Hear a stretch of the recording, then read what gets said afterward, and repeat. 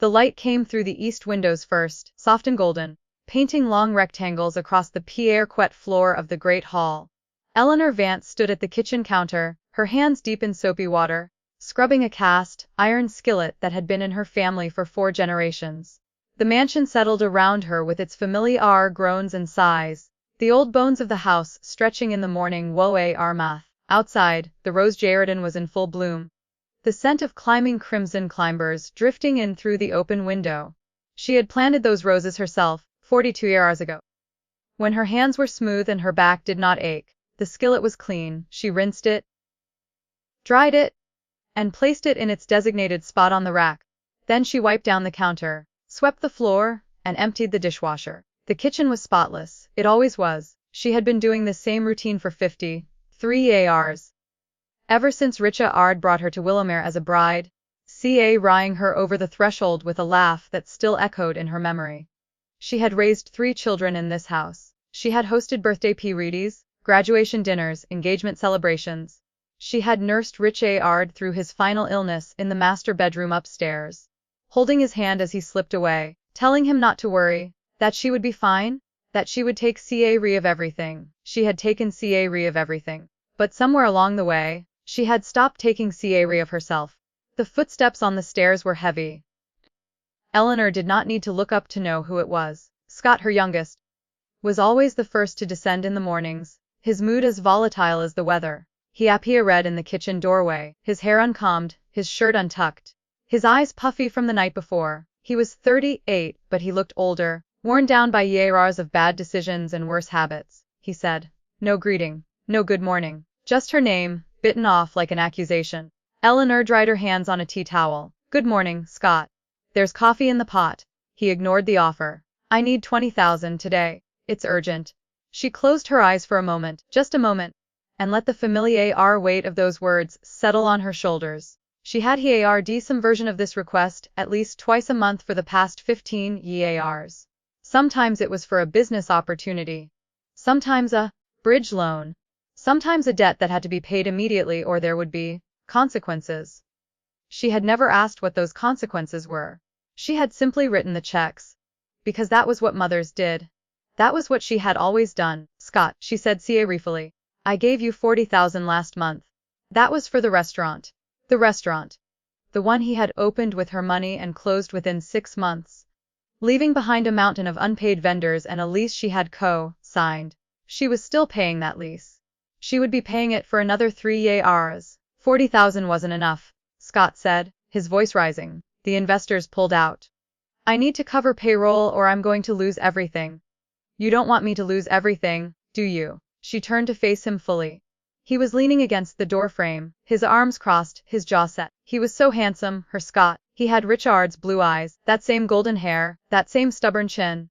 But Richard had been a man of substance, a man who built things, who kept his promises. Scott was a man of want, a bottomless pit of need that she had been filling for so long, she had forgotten the bottom was never there. "I don't have 20,000 just sitting in a checking account," she said. "Then move it from savings. Or call the bank. Or," he threw up his hands, "sell something. You have jewelry. You have all this stuff." He gestured vaguely around the kitchen, at the copper pots hanging from the rack, the antique china in the hutch, the silver tea set that had belonged to her grandmother. "It's not like you need it." She felt a sharp pinch behind her ribs. That tea set was one of the few things she had from her own mother. But Scott didn't know that. He had never asked. He had never asked about any of it. "Scott," she said, her voice quiet, "I can't keep doing this. I've given you so much already." His face changed. It was subtle, but she saw it. The broadening of his eyes, the tightening of his mouth. He had been her sweet baby once, the one who used to climb into her lap and ask for stories about the stars. But that boy was long gone, replaced by a man who saw her as a resource. "Not or won't," he said, "because the way I see it, you've got millions sitting in accounts you don't even touch. Dad left you everything, and you're just sitting on it like a dragon on a hoard. Meanwhile, your children are out here drowning." She felt the accusation like a physical blow. "I'm not sitting on anything. I've given you. I've given all of you. More than I ever should have. I've mortgaged my own future for yours. And I don't regret that, but I'm tired. I'm tired of being treated like an ATM." Scott scoffed. "That's rich. You don't even know what it's like out there. You've been in this house for 58 hours, living like a queen. You've got no idea what it's like to struggle. He pushed off the doorframe and walked out, his footsteps heavy on the marble floor. Eleanor stood in the kitchen, her hands gripping the edge of the counter. The kettle was still warm. The morning light was still golden. But something in her chest had cracked. A hairline fracture that she felt deep in her marrow. She had given him everything. She had given all of them everything. She had paid for Arcus's law school, for Diane's private college education, for Scott's endless string of failed ventures. She had given them CARs and down payments and wedding expenses. She had never said no. She had never even hesitated. Because she loved them. Because she was their mother. Because she had been taught, all her life, that a woman's worth was measured in what she gave to others. But standing there in her own kitchen, in her own house, she felt like a stranger in her own life. The front door opened, and she heard Diane's voice, sharply clipped, calling out to someone on the phone. No, I told you, that's not acceptable. I need the closing by the 15th or I'm walking. Diane was always on the phone, always negotiating, always in motion. She was a successful real estate agent, a woman who had built a career on her own terms. Eleanor was proud of her. She was also exhausted by her. Diane swept into the kitchen, her heels clicking on the tile. She was perfectly dressed. As always, cream blazer, tailored pants, her hair swept back in a sleek ponytail. She was beautiful, her mother's daughter in so many ways. But she was also impatient, dismissive, tongued. Mom, the realtor is coming at 10. The buyers want to do a walk-through. I need you to be dressed and ready by then. Eleanor blinked. What realtor? Diane's expression flickered. A moment of something that might have been guilt, quickly suppressed. The one we hired. For the house, Willamere. The home where Eleanor had raised her children, where Richard had died, where every room held a memory. The home that was hers, in every legal sense, that she had never once considered selling. I'm not selling the house, Eleanor said. Diane laughed. It was a brittle, dismissive sound. Mom, we talked about this. The house is too big for you. You can't manage the stairs. You can't maintain the garden. It's a burden. We're doing you a favor. We never talked about this. Was sent you an email. I followed up with a text. Scott called you. Eleanor shook her head slowly. I don't remember any of that. Because you're getting older, Diane said, her tone softening into something that was almost, but not quite gentle. You forget things. It's normal. That's why we're handling it. We just want to make sure you're taken care of. Taken care of. The words hung in the air, weighted with irony. Eleanor had taken care of them for decades, and now they were taking care of her by selling her out from under her. You didn't ask me, Eleanor said. You decided, without asking me. Diane's face tightened. We're not trying to upset you. We just want what's best for you. The bungalow on Maple Street is perfect. One floor, low maintenance, close to everything. You'll love it. The bungalow on Maple Street, she knew the one. It was a 2-bedroom cottage with a yard the size of a postage stamp, tucked between a laundromat and a used car lot. She had driven past it once, and thought it looked like a place where hope went to die. And what about the proceeds from the sale? Eleanor asked. Where do they go? Diane hesitated. We'll talk about that later. Right now, we just need to get through the showing. The buyers are very interested. They're offering top dollar. Who are they? A developer. They're going to tear it down and build condos. It's a great investment. Tear it down. The words hit Eleanor like a fist to the chest. The house that Richard had built for her, that she had filled with love and laughter and TARs, was going to be demolished to make room for condos. And her children were the ones handing over the keys. Eleanor said. Diane blinked. What? Get out of my kitchen. Get out of my house. I need to think. Diane's face flushed. Mom, you're being dramatic. This is for your own good. Get out. Diane left, her heels slamming against the floor. Eleanor leaned against the counter, her hands trembling. She had never spoken to her daughter like that. She had never raised her voice, never pushed back, never refused. She had been the soft place to land, the cushion, the safety net, and they had taken her for granted. She walked through the house, her house, and let her fingers trail along the walls. The wallpaper in the hall was faded, but she remembered the day Richard had chosen it. The dining room table was scratched, but she remembered the dinners, Thanksgivings, Christmas, birthdays, when that table had groaned under the weight of food and family. The master bedroom still smelled faintly of Richard's cologne, a ghost that lingered even now. She opened the closet in the bedroom and pulled out a box from the top shelf. Inside were documents, deeds, title papers, a trust agreement that Rich Ard had insisted on setting up 15 years ago. When his health was failing, he had been a lawyer, and he had understood what his children didn't, that money changed people, that love and inheritance were not the same thing. She sat down on the bed and began to read. The trust was clear. The house was in her name. The investments were in her name. Everything was in her name, controlled solely by her, with the children listed as beneficiaries only upon her death. They had no legal claim to any of it while she was alive. And yet they had acted as if it was already theirs. She thought about the past 3 decades. The endless requests, the demands, the way they treated her like a cash machine with no feelings, no needs, no life of her own. She remembered when Arcus had called her from law school, complaining that his scholarship wasn't enough. I need 20,000, Mom. You can't expect me to live like a peasant. She had sent it. Of course she had sent it. She remembered when Diane had bought a house she couldn't afford, and the bank called looking for payment. It's just a temporary situation, Mom. I'll pay you back when I close on the next deal. She never did. She remembered when Scott had come to her in tears, saying he was being sued, that he would go to jail if she didn't pay his legal fees. She had sold her mother's jewelry to cover it. She had given and given and given. And they had taken and taken and taken. They had drained her accounts, her energy, her spirit. And now they were taking her home. Eleanor sat on the bed. The trust documents spread around her, and she felt something shift. It was like a dam breaking, but instead of water it was rage, cold, clear, righteous rage. She had spent her life being good, being generous, being kind, and it had made her a doormat. No more. She called her lawyer. John, she said, I need you to do something for me. I need to protect my assets from my children. All of them. Every account, every property, every investment. I want them frozen. I want them inaccessible. And I want it done today. Joanne hesitated. Eleanor, are you sure? This is going to cause a doer. Good, Eleanor said. I'm ready for one. She hung up and walked to the window. Downstairs in the driveway, the realtor's car had just pulled up. Diane was outside, gesturing animatedly, already handing over the keys to a house that was not hers to sell. Scott was there too, standing in the garden, his hands in his pockets, looking bored. Eleanor watched them for a long moment. She thought about the letter she would write. The letter Richard had left for her. The one that detailed exactly how much of the wealth was truly hers, that made it clear that her children had no claim on anything. She had never shown it to them. She had wanted to protect them from the truth, to preserve the illusion of a happy family. But families weren't built on illusions.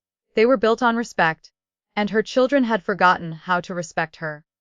She walked back to the closet and pulled out the letter. It was sealed in a white envelope, Richard's handwriting on the front, for Eleanor, to be opened when she decides it is time. It was time. She tucked the letter into her pocket and went downstairs. The front door was open. Diane was in the living room with the realtor, gushing about the crown molding. Scott was in the kitchen, helping himself to the leftovers in the refrigerator. Eleanor walked into the living room. The realtor, a nervous young man in an ill-fitting suit, extended his hand. Miss, I'm so pleased to meet you. Your daughter tells me you're excited about the sale. Eleanor ignored his hand. She looked at Diane, and then at Scott, who had come in from the kitchen with a sandwich in his hand. I'm not selling the house, she said. Her voice was calm, measured.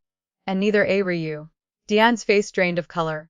Mum, we've been over this. It's happening. We've signed contracts. You signed contracts, Eleanor said. I didn't. And nothing can be sold without my consent. The house is in my name. The property is in my trust. You have no legal authority to sell anything. Scott dropped his sandwich. What were you talking about? We're your kids. It's our inheritance. Not yet, Eleanor said. And not if you keep treating me like an inconvenience. She pulled the letter from her pocket. This is from your father. He wrote it before he died. It explains everything. It explains why I'm not as helpless as you think. It explains why the assets you've been counting on are not yours to take. Diane's eyes were wide. What were you doing, Mom? This, Eleanor said, holding up the envelope, is the bombshell you've been waiting for. But I'm not going to read it to you. Not yet. First, I want you to leave. All of you. I want you to leave my house and go home and think about what you've done. And then, if you're willing to listen, we can talk. Scott laughed, but it was a hollow, desperate sound. You're crazy. You've lost your mind. We're gonna have you evaluated. Go ahead, Eleanor said. Call your lawyers. Call a judge. But while you're doing that, I'll be freezing your accounts. Every joint account, every trust, every check you've ever written against my name. You won't be able to access a single dollar until this is resolved. Diane stepped forward, her hands shaking. You can't do that. We have bills, we have mortgages. We have less, Eleanor said. And so did I. And I never once treated my PA rents the way you've treated me. So this is where it stops. This is where I stop being your safety net. She walked to the door and held it open. The morning air flooded in, dewy and sweet with the scent of roses. The realtor scurried past, his face pale. Scott stormed out, muttering curses. Diane lingered, her eyes glistening with tears she was too proud to shed. You're gonna regret this, Diane said. Eleanor met her daughter's gaze. She saw the anger, the fear, the confusion. She saw the little girl who used to follow her around the house, asking endless questions, wanting to be just like her mother. She saw the woman that girl had become. Eleanor said, but I'm going to regret the things I didn't do a lot more. She closed the door. The lock clicked into place. She leaned against the wood and let out a long, slow breath. The house was quiet. The sunlight was golden. And for the first time in a very long time, Eleanor Vance felt like she was exactly where she was supposed to be. She walked back to the kitchen and poured herself a cup of tea. The kettle was still warm. The roses were still blooming, and in her pocket, the letter from Richard felt like a promise she had held back for decades. She had been patient, understanding, forgiving. She had absorbed every blow, every demand, every act of disrespect. But she was done. The next move was theirs, and she was ready. The tea had gone cold. Eleanor sat at the kitchen table, her fingers wrapped around the porcelain cup, staring at the sealed envelope that lay before her. Richard's handwriting, the familiar slant of his letters, the seriful loops of his cursive. She had not opened it yet. She had held it in her hands 100 times over the years, but she had never broken the seal. It had felt like a line she could not cross, a final door she was not ready to walk through. But today, everything was different. She slid her finger under the flap and pulled out the folded pages. The paper was yellowed, the ink slightly faded, but the words were still clear. Richard had written it in his study, on a gray November afternoon, 2 weeks before he died. She remembered that afternoon. She had brought him tea, and he had kissed her hand and told her she was the best thing that had ever happened to him. She began to read. My dearest Eleanor, if you were reading this, then the time has come for you to know the truth. I have watched our children grow, and I have seen the seeds of entitlement take root in their hearts. I have seen the way they look at you, at your kindness, at your generosity, as if it were their due. I have seen the way they take and never stop to ask if you have anything left to give. I am writing this not to hurt you, but to protect you. You have always been too good for this world, too trusting. You have given our children everything, and they have repaid you with thoughtlessness. I know this because I have done the same. I have been a pariah to their demands, hoping that if I gave them enough, they would learn to be grateful. But I have come to understand that gratitude cannot be bought, it can only be taught, and we have failed to teach it. I have set up a trust in your name only. The house, the investments, the accounts that are my name, they are all yours. Our children have no claim on any of it while you are alive. I have made sure of it. You are the sole beneficiary of my estate, and you have the power to decide what happens to it. I trust you, Eleanor. I trust your judgment. I trust your heart, but I also know that you are too kind. You will want to give them everything. You will want to make them happy, and they will take it and ask for more. So I am giving you permission, here in this letter, to say no, to draw a line, to protect yourself the way you have always protected them. I love our children. I love them more than I can say, but they need to learn, Eleanor. They need to learn that love is not a transaction, that money is not a substitute for respect, and they need to learn it from you. Because you are the strongest person I have ever known, and you have been hiding that strength for far too long. Be brave, be bold, and know that I am with you, always, yours forever. Richard. Eleanor read the letter 3 times. The first time she cried silent, hot tears that dripped onto the paper and smudged the ink. The second time, she felt a earth spread through her chest, a feeling that was almost like relief. He had seen it, he had seen everything, and he had prepared her for this moment. The third time, she felt a resolve settle into her bones, as solid and unyielding as the foundation of the mansion around her. She folded the letter and placed it back in the envelope. Then she stood up, walked to the kitchen window, and looked out at the garden. The roses were in full bloom, their petals blushing in the morning light. Richard had planted those roses with her. He had knelt in the dirt beside her, his hands smear-red with soil, laughing at his own clumsiness. He had loved her, he had truly loved her. And he had seen in her a strength that she had forgotten she possessed. The phone rang. Eleanor ignored it. It rang again and again, a persistent, insistent buzz that vibrated across the counter. She knew who it was, Marcus, Diane, or Scott, calling to Arug, to threaten, to plead. She let it ring. She had given them everything. Every dollar, every ounce of her energy, every moment of her time. She had sacrificed her own happiness, her own dreams, her own peace of mind. Because she believed that was what a mother did. She had believed that giving was the same as loving, but she had been wrong. Giving without bound rays was not love, it was enabling. It was a slow erosion of everything she was, and she had allowed it to happen. No more. She walked through the house, room by room, and let her eyes linger on the details. The claw-foot bathtub where she had bathed her babies. The window seat where she had read countless bedtime stories. The fireplace where she and Richard had sat on cold winter nights, watching the flames dance, talking about their hopes for their children. They had been good hopes. They had wanted their children to be happy, successful, kind. They had wanted them to be better than they were. But somewhere along the way, those hopes had curdled into something else. The children had become consumers of her love, experts at extracting what they needed without ever considering what she needed in return. She stopped in front of the portrait of Richard that hung above the mantel. He was looking at her with his gentle, knowing eyes. She remembered the day it was painted, how he had complained about sitting still for so long, how she had laughed and told him to stop fidgeting. He had been impatient, restless, full of life. She missed him. She missed him with a fierceness that took her breath away. "I'm going to do it, Richard," she whispered to the portrait. "I'm going to be brave. I'm going to be bold.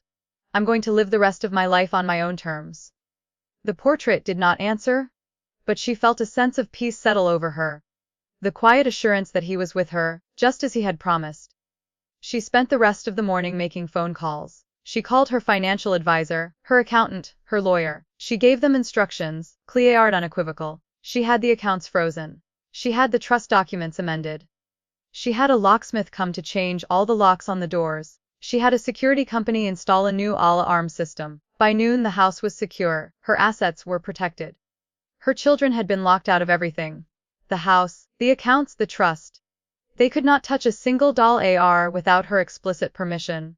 And she had no intention of giving it. She was just finishing her lunch when she heard a car pull into the driveway. She looked out the window and saw Marcus's sleek black sedan, followed by Diane's silver SUV. Scott's battered pickup truck brought up the rear. They had come together, an army united against their mother. Eleanor opened the front door before they could knock. She stood on the threshold, her arms crossed, her chin lifted. Her children fanned out in front of her, their faces a mixture of anger, confusion. "Mum," Marcus said, stepping forward. He was the eldest, the one who had always taken charge. The one who had always assumed he had the right to speak for the family. "We need to talk about what you've done." "I've done nothing wrong," Eleanor said. "I've simply protected what is mine." "You've frozen our accounts," Diane cried. "We can't pay our bills. We can't access our own money. Do you know how humiliating this is?" Eleanor looked at her daughter. Diane was a woman who prided herself on control, on appearances, on never showing weakness. But right now, she was trembling, her composure in tatters. "It's humiliating to be cut off," Eleanor said calmly. "I imagine it's a lot like being told you're too old to manage your own affairs. Or being told your home is being sold out from under you. Or being told your children have already divided your estate before you're even dead." A Scott pushed forward, his face twisted with rage. "You're crazy. You've lost your mind. I'm not gonna let you get away with this. You're not gonna let me," Eleanor repeated, a cold smile playing at the corners of her mouth. "Scott, you don't have a say in this. None of you do. The money is mine. The house is mine. Everything is mine. I have been more than generous with you for more than 30 years, and this is how you repay me. By trying to steal the roof from over my head." "We weren't stealing it," Marcus said, his voice strained. "We were trying to help you. The house is too big. The upkeep is too much. We thought you'd be happier in a smaller place." "Did you ever ask me what I wanted?" Eleanor said. "Did any of you ever sit down with me and say, Mom, what would make you happy? No. You told me what was best for me. You made decisions about my life without my consent. You treated me like a child, Diane sobbed. It was an ugly sound, raw and genuine. Mom, please, I don't know what to do. The bank is calling. My mortgage is due. If I can't pay it, I'm going to lose everything. Eleanor felt a pang of sympathy. She could not help it. This was her daughter, the girl she had held in her arms, the girl she had rocked to sleep. But she pushed the feeling aside. She had been guided by sympathy for too long. She had let it cloud her judgment, let it blind her to the truth. I'm not going to punish you, Eleanor said. I never wanted to punish you. But I need you to understand something. I have given you everything I had to give. I have supported you through every crisis, every failure, every bad decision. And in return, you treated me like a burden. You made me feel like I was already dead. Scott opened his mouth to rue, but M.A. Arcus put a hand on his shoulder. M.A. Arcus looked at Eleanor with an expression she had not seen on his face in years. It was not anger or greed. It was something else. Something that looked almost like regret. M.A. Arcus said, his voice softer now. We were wrong. We didn't treat you right. We took you for granted. But we're your children. We're family. You can't just cut us off. Eleanor looked at him. She looked at all of them. M. Arcus, the lawyer who had always thought he was smarter than everyone else. Diane, the perfectionist who could never admit she was wrong. Scott, the eternal child who had never learned to stand on his own feet. She loved them. She loved them so much it hurt. But love was not enough. It had never been enough. I'm not cutting you off, Eleanor said. I'm drawing a line. There's a difference. I will continue to support you, but on my terms, not yours. I will help you when you need help, but I will no longer enable your recklessness. I will not be treated like a bank, and I will not be treated like a burden. Diane wiped her eyes. What does that mean? Exactly. It means I'm giving you one more chance. One each of you. I will unfreeze your accounts, but there will be conditions. You will meet with a financial advisor. You will create a budget. You will learn to live within your means. And you will start treating me with respect. Not because I have money, but because I am your mother. Scott scoffed. Conditions. You're putting conditions on us. That's not love. That's control. Eleanor met his gaze. No? Scott. That's the difference between being a PA rent and being a doormat. I've been a doormat for far too long. It ends today. She stepped back and gestured for them to leave. Go home. Think about what I've said. And if you're ready to accept my terms, I'll be here. But if all you want is my money, don't bother coming back. They stood frozen for a moment. A trio of adults who had been reduced to children in front of their mother. Them and Arcus turned and walked back to his car. Diane followed, her shoulders slumped. Scott lingered, his eyes blazing with fury. You'll regret this, he said. I already regret a lot of things, Eleanor said. But this isn't one of them. He left. The sound of their engines faded into the distance. Eleanor closed the door and leaned against it, her heart hammering in her chest. She had done it. She had held her ground. She had drawn the line. But she knew this was only the beginning. Her children were not the type to accept defeat gracefully. They would regroup, strategize, and come at her from a new angle. They would try to undermine her, to challenge her competence, to paint her as a senile old woman who didn't know her own mind. She had to be ready. She had to be stronger than she had ever been. She walked to the phone and called Dr. Patel, the geriatric specialist she had been told about by a trusted friend. He was a world-renowned expert in cognitive health, a man whose opinion was respected by every court in the state. If her children tried to challenge her competency, she would already have the evidence she needed. Dr. Patel, she said when he answered, my name is Eleanor Vance. I need to schedule an evaluation, a comprehensive one. I want to make sure that my mental health is documented beyond any reasonable doubt.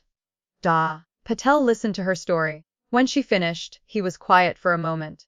You've been through a lot, Mrs., he said. But you sound clear-headed to me. I'll see you tomorrow. She hung up and looked out the window. The sun was beginning to set, painting the sky in shades of orange and pink. The roses were still blooming. The house was still standing. And she was still fighting. She had given her children everything. And they had tried to take it all. But she was not broken. She was not defeated. She was just beginning to discover the woman she had always been, the woman Richard had seen, the woman she had hidden away for so long. Tomorrow she would see Dr. Patel. Tomorrow she would begin the process of reclaiming her life. Tomorrow she would be brave. But tonight, she would sit in her garden, surrounded by roses, and remember that she was worthy of love. Not because of what she gave, but because of who she was. The morning of the evaluation dawned gray and overcast, a thin layer of clouds obscuring the sun. Eleanor stood in front of her bedroom mirror, smoothing the front of her navy blue dress. She had chosen it carefully simple. The kind of dress a woman wore when she meant business. The pearls at her throat were Richa Ard's gift, their smooth surfaces all against her skin. She had slept poorly. Not because she was afraid. She had moved past VAR somewhere between the third and fourth phone call from Scott the night before. But because her mind would not stop turning. She had rehearsed every possible question Dr. Patel might ask, every scenario that might unfold. She had read her answers like a student before an exam. But this was not an exam. This was her life. This was her freedom. The drive to the University Medical Center took 20 minutes. Eleanor navigated the familiar streets with a steady hand, her eyes scanning the rear-view mirror out of habit. She had not told her children about this appointment. She had not told anyone except her lawyer, Joanne, who had been skeptical but supportive. Dog. Patel is the best, Joanne had said. If he says you're competent, no judge in this state will question it. But, are you sure you want to go this route? It's going to make the family rift even worse. The rift is already there, Eleanor had replied. I'm just making sure I have the high ground. The medical center was a modern glass building, all sharp angles and reflective surfaces. Eleanor walked through the revolving doors and into a lobby that hummed with quiet efficiency. She gave her name to the receptionist and took a seat in the waiting area, her hands folded neatly in her lap. The minutes ticked by. She watched the other patients come and go. An elderly man with a cane, a middle-aged woman clutching a clipboard, a young couple with a baby in a stroller. They all had their own battles, their own fears, their own stories. Eleanor felt a sudden kinship with them. A red vulnerability that made her feel less alone. Mrs. Vance, she looked up. A young woman in a white coat stood in the doorway, a clipboard in her hand. She had kind eyes and a gentle smile. Patel is ready to see you now. Please follow me. Eleanor stood and followed the woman down a long corridor lined with closed doors. The air smelled of antiseptic and paper, that peculiar scent that seemed to permeate every medical building in the world. They stopped at a door near the end of the hall, and the young woman knocked softly before opening it. Doc. Patel was a tall man with silver, streaked hair and a face that radiated calm. He rose from his desk as Eleanor entered, extending his Mrs. Vance. I'm so glad you came. Please, have a seat. His office was warm and inviting, a stark contrast to the sterile corridor. Bookshelves lined the walls, filled with medical texts and what Appie read to be a collection of antique medical instruments. A window overlooked a small garden, where a fountain burbled softly in the corner. Dr. Patel gestured to a comfortable armchair, and Eleanor sat down, her hands still folded in her lap. Thank you for seeing me on such short notice, she said. I know you're very busy. It's my pleasure, he said. Your situation is one that I take very seriously. I've reviewed the documents your lawyer sent over. The trust agreements, the property deeds, the financial statements. And I've spoken briefly with Joanne about the legal proceedings your children have initiated. Eleanor nodded. They're contesting my competency. They want a guardian appointed to manage my estate. Yes. Dr. Patel leaned back in his chair, studying her with a thoughtful expression. But I'm not here to discuss legal strategy. I'm here to evaluate your cognitive health. I want to be very clear about that. This evaluation is confidential. I will not share the results with anyone without your explicit consent. If you decide to use the results in court, that's your choice, but the evaluation itself is private. I understand, Eleanor said. I want to know, for my own peace of mind, that I'm still capable of making my own decisions. And I want a record that proves it. Patel nodded. He pulled out a notebook and a pen, his movements slow and deliberate. I'm going to ask you a series of questions. Some of them will seem simple. Some of them will seem difficult. Please answer as honestly as you can. There are no right or wrong answers. The evaluation lasted 2 hours. Dr. Patel asked about her childhood, her education, her marriage, her children. He asked about her daily routines, her hobbies, her social connections. He gave her memory tests, attention tests, problem-solving tests. He asked her to draw a clock, to spell words backward, to remember a list of unrelated words. Eleanor answered every question with calm precision. She was not nervous. She was not confused. She was a woman who had spent her life managing a household, running a family, and navigating the complexities of human relationships. These questions were puzzles, and she had always been good at puzzles. When it was over, Patel set down his notebook and looked at her with an expression that was part admiration. Mrs. Vance, I want to be very clear with you, he said. Based on everything I've seen today, there is no evidence of cognitive decline. You are articulate and fully capable of managing your own affairs. In fact, you scored above average on several of the tests. Eleanor felt a wave of relief wash over her, so intense it almost made her dizzy. She had known in her heart that she was still capable. But there had been a small voice of doubt, a tiny whisper that her children might be right, that she might be losing her edge. Now that voice was silenced. Thank you, she said. I can't tell you how much this means to me. You're welcome, he said. But I want to add something. I've seen many cases like yours. Older adults whose families try to take control of their assets by questioning their mental competency. It's a pattern I recognize all too well. Your children may not be evil people, but they are reacting out of greed and fear, and that makes them dangerous to your well-being. Eleanor looked down at her hands. I know. I've known it for a long time. I just didn't want to believe it. The hardest part of being a parent is watching your children make mistakes. Dr. Patel said. But the hardest part of being a person is letting go of the people who hurt you, even when you love them. You're doing the right thing by protecting yourself. I hope you know that. Eleanor nodded. She thanked him again, shook his hand, and walked out of his office with her head held high. The clouds had parted, and the sun was shining through the windows of the medical center, casting long golden rectangles across the floor. She drove home with a lightness in her chest that she had not felt in years. The evaluation was done. She had the proof she needed. If her children tried to challenge her competency in court, she would have Dr. Patel's report, and it would be devastating to their case. But she also knew that winning in court was not the same as winning the war. Her children would not give up. They would find other ways to hurt her, other ways to take what they thought was theirs. She had to stay vigilant. When she arrived home, there was a package on her front porch. It was a small box, wrapped in plain brown paper, with no return address. Eleanor picked it up and read it inside, her heart pounding with a mixture of curiosity and dread. She opened it slowly, her fingers trembling. Inside was a small notebook, the kind that used to be sold in stationery stores, with a marbled cover and lined pages. She flipped it open and saw familiar handwriting. It was Richard's. She sat down at the kitchen table and began to read. The notebook was a journal, written in the final months of Richard's life. He had recorded his thoughts, his fears, his hopes for their children. He had written about Marcus's ambition, Diane's perfectionism, Scott's recklessness. He had written about his own failures as a father, his hopes that he had done enough. I have tried to be a good father, he wrote. I have tried to teach them right from wrong. But I see now that I was too lenient. I gave them too much, too easily. I thought I was preparing them for life, but I was only preparing them to take from others without giving back.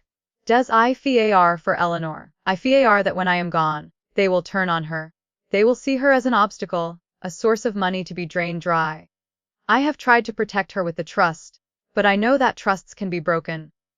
The only thing that can truly protect her is her own strength, and I pray that she finds it. Please, God, give her the strength to stand up for herself. Give her the courage to say no. Give her the wisdom to see that she deserves to be loved for who she is, not for what she can give. Eleanor closed the notebook. Tears were streaming down her face, but she was not crying from sadness. She was crying from relief, from gratitude, from the overwhelming certainty that she was not alone. Richard was with her. He had always been with her. She tucked the notebook into her purse and walked to the window. The garden was bathed in the golden light of late afternoon. The roses were still blooming, their petals like drops of crimson against the green leaves. She remembered the day Richard had planted those roses with her, how he had laughed and joked, how he had told her that she was the most beautiful thing he had ever seen. I'm going to do it, Richard, she whispered. I'm going to be strong. I'm going to be brave. I'm going to live the rest of my life on my own terms. The rest of the day passed in a quiet blur. Eleanor made herself a simple dinner, soup and bread, and sat on the back porch, watching the stars come out. The night was cool and clear, the air smelling of damp earth and blooming flowers. She felt a sense of peace settle over her, a quiet assurance that everything was going to be okay. But at 9 o'clock, her phone rang. It was Marcus. he said, his voice strained. We need to talk. Eleanor's heart sank. She had known this call was coming. She had been expecting it, dreading it, preparing for it. I'm listening, she said. Scott is in trouble, Marcus said. The kind of trouble we can't fix. He took out a loan against the trust. He forged your signature. The bank is threatening to press charges. Eleanor felt the blood drain from her face. He forged my signature, Marcus said. I confronted him about it. He admitted everything. He was desperate. Mom. He thought he could pay it back before anyone noticed, but he couldn't. And now the bank has contacted the authorities. Eleanor closed her eyes. She had expected Scott to do something reckless, but she had never imagined this. Forging her signature was a crime. It was a betrayal that went beyond money, beyond greed, beyond anything she had ever experienced. What do you want me to do? She asked. I don't, Marcus said. I don't know if there's anything we can do. If the bank presses charges, he could go to jail. But if you say the signature was yours, if you give him the money to pay back the loan, he might be able to avoid prosecution. Eleanor was silent for a long moment. She thought about Scott, her youngest. Her baby. She thought about all the times she had bailed him out. All the times she had given him second chances. All the times she had believed that this time would be different. She said ruefully, I love Scott, I love all of you. But I can't keep doing this. I can't keep cleaning up the messes you make. Scott made a choice. He knew it was wrong. And now he has to face the consequences. You're just going to let him go to jail. And Marcus's voice was sharp with disbelief. Eleanor said, I'm going to let him face the consequences of his own actions. There's a difference. She hung up the phone and sat in the silence, her hands trembling. She had done it. She had drawn a line. She had said no. It was the hardest thing she had ever done, but it was also the most necessary. She walked into the house and poured herself a glass of water. The kitchen was clean, the countertops gleaming. She looked around at her home, her sanctuary, and she felt a deep sense of pride. She had fought for this. She had earned it. The phone rang again. This time, Mom, I heard about Scott, Diane said. You can't just abandon him. He's your son. I'm not abandoning him, Eleanor said. I'm letting him grow up. Something I should have done a long time ago. Diane was silent for a moment. When she spoke again, her voice was softer. I'm scared. I'm scared of what's going to happen to us. To the family. Eleanor closed her eyes. She was scared too. But FAR was not a reason to give in. FAR was a reason to stand tall. We're gonna be okay, Diane, she said. First, we have to learn to be honest with each other. We have to learn to take responsibility for our own actions. And that starts with me saying no. She hung up the phone and walked to the window. The night was dark and quiet, but she felt a spark of something new in her chest. It was hope. It was strength. It was the woman she had always been, finally coming to the surface. She was not a burden. She was not a doormat. She was Eleanor Vance, and she was just getting started. The courthouse smelled of old wood and stale coffee, a scent that Eleanor had come to associate with the slow machinery of justice. She sat on the eshard wooden bench outside the courtroom, her back straight, her hands clasped loosely in her lap. The navy dress she had worn for Dr. Patel's evaluation had been cleaned and pressed, and she wore it again today, a small act of continuity in a world that felt increasingly fractured. Marcus sat across the hallway, his head bent over his phone, his jaw tight. Diane was beside him, her legs crossed at the ankle, her perfectly manicured fingers tapping an impatient rhythm against her thigh. Scott was not there. He had been arrested 3 days ago, charged with forgery and fraud. The bond had been set at $50,000, and none of his siblings had offered to pay it. Eleanor had not offered either. It had been the hardest decision of her life. Harder even than freezing the accounts. Harder than walking away from the mansion. Scott was her son. She had held him in her arms when he was a newborn, his tiny fingers wrapped around hers, his eyes so full of trust. She had watched him take his first steps, say his first words, ride his first bike. She had loved him with every fiber of her being. But love was not the same as rescue. She had learned that lesson slowly, painfully. Over the course of many sleepless nights, Scott had made his choices. He had forged her name. He had stolen from her trust. He had crossed a line that could not be uncrossed. And now he had to face the consequences, just like any other adult. The courtroom doors opened, and a bailiff stepped out. The court is now in session for the matter of Henry Vance. All peers are to enter and take their seats. Eleanor rose. She walked through the doors with the same measured steps she had used for decades.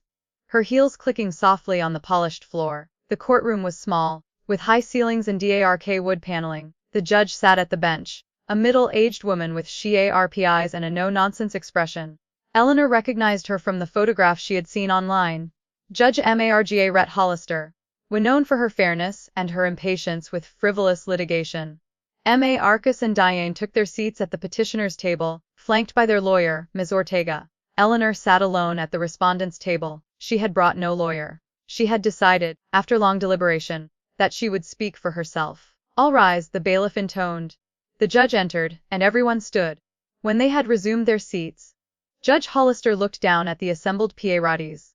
"We are here today to determine whether Eleanor Vance is competent to manage her own affairs," the judge said. "The petitioners, her children, Marcus Vance, Diane Vance, and Scott Vance, have filed a motion requesting that a guardian be appointed to oversee her financial and personal decisions." "You are representing yourself?" "Yes, Your Honor," Eleanor said. Her voice was clear and steady. "Are you aware of the seriousness of these proceedings?" "I am, Your Honor." Judge Hollister nodded. "Miss Ortega, you may proceed with your opening statement." Miss Ortega stood, smoothing her power suit. She was a formidable presence, a woman who had built her career on winning difficult cases. But as she spoke, Eleanor detected something in her voice that she had not expected. A note of reluctance. "Your Honor, Miss Ortega, my clients are here today because they are deeply concerned about their mother's well-being. Mrs. Vance has made a series of recent decisions that her children believe are out of character and potentially wrongful to her own interests. She has frozen joint accounts, canceled the sale of her home, and donated significant sums to charities without consulting her family. These actions have caused financial distress and emotional upheaval. My clients respectfully request that the court appoint a guardian to ensure that Mrs. Vance's affairs are managed in a way that prioritizes her own long-term welfare."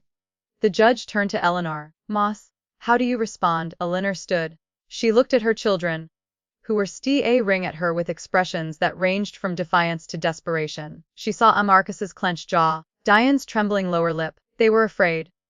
They were afraid of losing their access to her money, afraid of being exposed as the greedy, entitled adults they had become. But their fear was not her problem. Their fear was their own. "Your Honor," Eleanor said, "I am 74 years old. I have managed a household and a substantial portfolio for more than 50 years. I raised 3 children, supported them through college, graduate school, and multiple business ventures.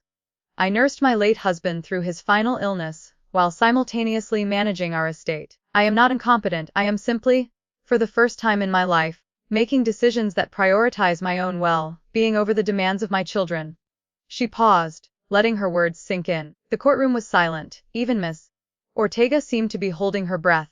"I have submitted a comprehensive evaluation from Dr. Patel, a geriatric specialist with decades of experience. His report concludes that I have no cognitive deficits and that I am fully capable of managing my own affairs. I have also submitted a detailed financial history that documents the thousands of dollars I have given to my children over the years. Money that was never repaid and never even acknowledged. I gave them everything I had, and in return, they tried to take my home, my assets."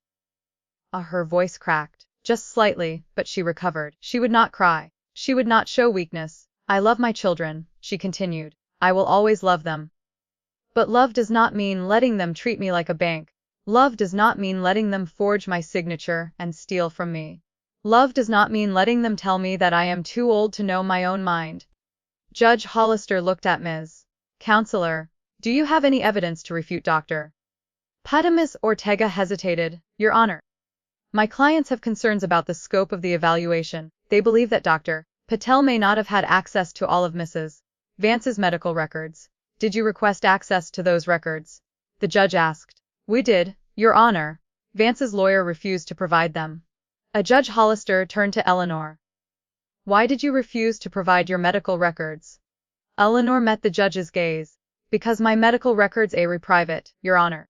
I have provided a comprehensive evaluation from a respected specialist. That evaluation was thorough and independent. I have nothing to hide, but I also have nothing to prove to people who are only interested in taking my money." The judge nodded slowly. She turned back to Ms. Ortega. "Counselor, I have read Dr. Patel's report. It is detailed, well-supported, and unequivocal. Unless you can provide compelling evidence that Mrs. Vance is not competent, I am inclined to dismiss this petition. Ortega looked at Arcus and Diane. She was a skilled lawyer, but even she could see that the case was crumbling. She took a deep breath and made a strategic retreat. Your Honor, my clients would like to withdraw their motion. They recognize that they may have overreacted, and they are willing to work with their mother to resolve their differences outside of court. Judge Hollister raised an eyebrow. Is that correct? The petitioners are withdrawing. DA nodded. Yes, Your Honor. Where Meme Arcus said nothing, but he gave a small jerky nod. Judge Hollister banged her gavel. Motion withdrawn. This case is dismissed. You are free to go. Eleanor felt a surge of relief so intense that she had to steady herself against the table. She had won. She had stood up for herself, and she had won. But the victory was bittersweet. Her children had tried to take everything from her, and they had failed. But the cost of that failure was the destruction of the family she had once held so dear. She walked out of the courtroom, her head high. Arcus and Diane followed her into the hallway. They stood awkwardly, their eyes downcast, their bodies radiating tension. Arcus said, his voice really above a whisper. I'm so sorry.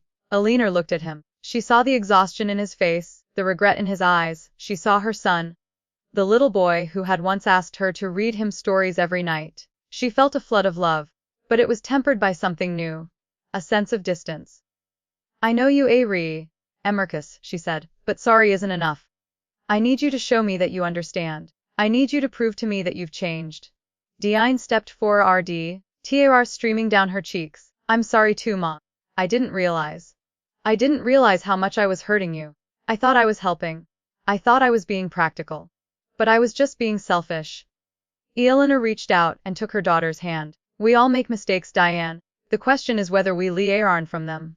Scott was not there. He was in a holding cell, waiting for his bond hearing. Eleanor had decided not to visit him. She had sent a message through his lawyer, telling him that she loved him, but that she could not be the one to save him. He had to save himself. The drive home was quiet. Eleanor's hands were steady on the steering wheel, but her mind was racing. She had won the legal battle, but the doer was from over. Her children had been humiliated, stripped of their access to her wealth, forced to confront the consequences of their actions. They would not forget this. They would not forgive her easily. But she was not looking for forgiveness. She was looking for peace. When she arrived home, she walked through the garden, touching the roses, remembering Richard. She thought about the letter he had written, the journal he had left behind. He had seen this coming. He had tried to prepare her for it. And she had found the strength he had always believed she possessed. She sat down on the porch swing, the one Richard had hung for her on their 30th anniversary, and let the silence wash over her. The sun was setting, painting the sky in shades of lavender and gold. The world was quiet, peaceful, almost serene. But the peace was shattered by the sound of a car pulling into the driveway. Eleanor looked up and saw a black sedan. A man stepped out, a stranger, well-dressed, with a briefcase in his hand. Miss Vance, he called. My name is Thomas Greer. I'm a private investigator. Your son Scott hired me 3 weeks ago. He asked me to find evidence that would prove you were incompetent. Eleanor's heart seized. He paid me a retainer, Greer continued, but I refused to fabricate evidence. I want you to know that I've destroyed everything he gave me, but I also want to be on you. He's desperate. Desperate people do desperate things. He's already been arrested, and he may be facing prison time. If that happens, he has nothing left to lose. Eleanor stood up slowly. The porch swing creaked behind her. What were you saying? She asked, her voice really a whisper. Greer looked at her with pity in his eyes. I'm saying he may be willing to hurt you. He may be willing to do anything. Eleanor felt the world tilt beneath her. The dueling echoed in her mind, dark and threatening. She had won the battle, but the duar was from over. And for the first time, she wondered if she would survive it. The private investigator's running lingered in Eleanor's mind like a splinter she could not remove. She had spent the night after his visit sitting in the dark, her hands wrapped around a cold cup of tea, staring at the garden through the window. The roses were still there, their petals ghostly in the moonlight. And she had found herself thinking about Richard, the way he had planted them with his own hands, the way he had knelt in the dirt beside her, and told her that their love would outlast everything. She had not believed him at the time. She had thought he was being romantic, sentimental, the way he sometimes was in those quiet moments between the chaos of raising children and building a life. But now she understood what he had meant. Love did not outlast everything. But the choices you made in love, those outlasted everything. The morning after Greer's visit, Eleanor had called her lawyer, Joanne, and told her about the duet running. Joanne had been blunt. You need to take this seriously. Scott is in a desperate situation. He's facing criminal charges, he has no money, and he blames you for all of it. That kind of desperation can make people dangerous. I know, Eleanor had said. But what do you want me to do? Lock myself in the house and never leave? I want you to be careful. I want you to keep your doors locked and your eyes open. And I want you to let me file for a restraining order. Eleanor had agreed, reluctant. She had never wanted to take legal action against her own children. It felt like a failure, a confirmation that everything had gone wrong. But she had also learned that protecting herself was not a failure, it was a necessity. The restraining order had been granted the next day. Scott had been served with the papers while he was still in his holding cell, awaiting his bond hearing. Eleanor had not seen his face when he received them, but she imagined it, the disbelief, the fury, the sense of betrayal. She had imagined it so vividly that she had called his lawyer to withdraw the order, but she had not, she had stood firm. Today, 3 weeks after the court hearing, Eleanor was sitting in the garden. It was late afternoon, the sun low in the sky, casting long shadows across the lawn. She had brought a book with her, but she had not opened it. She was content to sit and watch the bees drift from flower to flower. Their hum a quiet soundtrack to her thoughts. The past few weeks had been strange. Arcus had called her twice, once to apologize again, and once to ask if she was okay. He had sounded different. Less like the assertive lawyer he had always been, and more like the uncertain boy she remembered from his childhood. Diane had sent a long email, full of guilt and self-recrimination, and had ended it with an invitation to dinner. Eleanor had not accepted, not yet. She needed time. Scott had been released on bond, thanks to a public defender who had managed to negotiate a reduced bail amount. He had not called her. He had not written. He had read into the city, and no one seemed to know where he was. Eleanor tried not to think about him. She tried to focus on the garden, on the roses, on the gentle rhythm of the afternoon, but he was never far from her mind. He was her son. He was the baby she had held in her arms, the boy she had taught to ride a bike, the young man she had watched struggle and fail and struggle again. She loved him. She would always love him. But love was not the same as trust. The gate to the garden creaked. Eleanor looked up, her heart suddenly pounding. A figure was standing in the gateway, silhouetted against the fading light. It was tall and thin, with slumped shoulders and a familiar gait. Scott. Eleanor rose slowly from her chair. Her hands were trembling, but she forced them to be still. She watched him walk toward her, his steps hesitant, his eyes fixed on the ground. He looked terrible. His clothes were wrinkled, his face was gaunt, and there was a purple bruise on his jaw that he had not bothered to hide. He said. His voice was hoarse, broken. I came to say goodbye. Eleanor did not move. She stood in the middle of the garden, surrounded by roses, and looked at her son. She saw the little boy he had been. She saw the broken man he had become. Goodbye, she repeated. What are you talking about? Scott stopped a few feet away from her. He was looking at the ground, his hands shoved deep into his pockets. I'm going to? I don't know. Somewhere else, somewhere far away. I can't stay here. I can't face any of it. Eleanor felt a wave of sadness wash over her. Scott, running away won't solve anything. I know, he said. I'm not running away from the consequences. I'm running away from myself. I can't look in the mirror anymore. I can't stand what I've become. He looked up at her, and she saw the tears in his eyes. They were not the tears of a manipulator. The tears he had used so many times to get what he wanted. They were raw. Mom, I'm sorry, he said. I'm sorry for everything. For the money, for the forgery. For treating you like you were nothing. I didn't mean to. I didn't realize what I was doing. I was so focused on getting what I wanted that I forgot you were a person. You were my mother, and I treated you like a bank. Eleanor felt her own eyes sting with tears. She wanted to reach out to him, to hold him, to tell him that everything was going to be okay. But she had learned that words alone were not enough. He had to show her that he had changed. He had to prove it. Scott, she said slowly, I have always loved you, but love is not the same as trust, And I don't trust you right now. He nodded, his face crumpling. I know. I don't trust me either. But I wanted you to har it from me. I wanted you to know that I'm sorry. That I'm going to try to be better. I don't know if I can be. But I'm going to try. Eleanor took a step toward him. She reached out and took his hand. His fingers were cold, trembling. You have to earn my trust, Scott. It won't happen overnight. But I'm willing to give you a chance. That's all I have to offer. Scott looked at her, his eyes wide with surprise. You're not going to turn me away? No, Eleanor said. I'm not going to turn you away. But I'm also not going to give you money. I'm not going to bail you out. If you want to rebuild your life, you're going to have to do it on your own. But I'll be here. I'll be your mother. I'll be your supporter. I won't be your crutch. Scott let out a sob, raw and ragged. He pulled her into a hug, and she felt his body shake against hers. He had not hugged her like this in years. Not since he was a child. Not since he had stopped seeing her as a mother, and started seeing her as a resource. Thank you, Mom, he whispered. Thank you.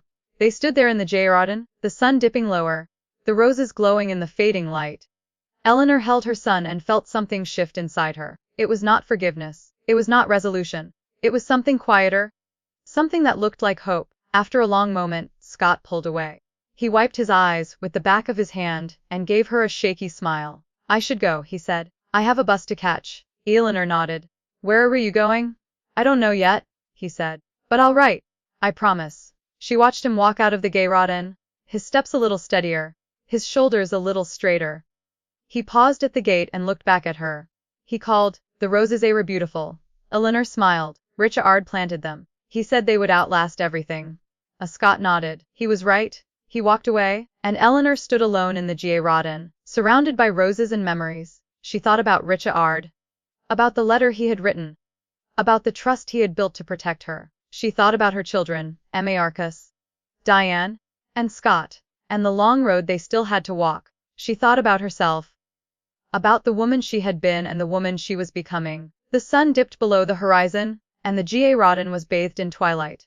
Eleanor sat back down on her bench and looked up at the stars.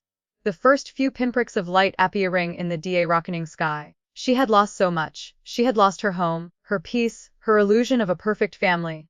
But she had also found something. A strength she had forgotten she possessed. A voice she had silenced for too long. She was Eleanor Vance. She was 74 years old. And she was just beginning to live.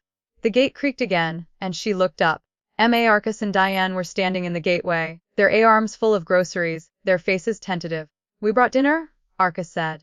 We thought you might not feel like COO King. Eleanor looked at them. She saw the guilt in their eyes, the hope, the love they were still wanting to show. She saw her children, flawed and broken, but still hers. Thank you, she said. Come in. I'll put the kettle on.